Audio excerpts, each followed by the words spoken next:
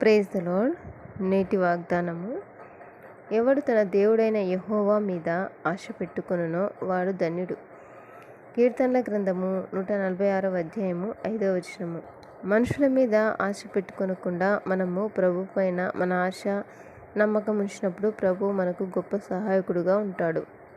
ఎందుకంటే ఆయన ఆశ గల ప్రాణంను తృప్తిపరిచే దేవుడు. ఆకలిగొన్న వాని ప్రాణంను మేలుతో నింపే దేవుడు కనుక ప్రతినిత్యము ఆయన మీద మనము నమ్మిక కలిగి ఉండాలి. నీతిమంతుల ఆశ సంతోషం పుట్టించును, భక్తిహీనుల ఆశ భంగమైపోను.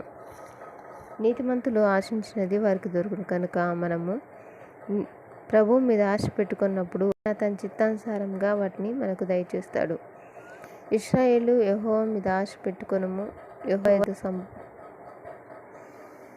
యెహోవా యొద్ద కృప దొరుకును, ఆయన యొద్ద సంపూర్ణ విమోచన దొరుకును. ఆమేన్.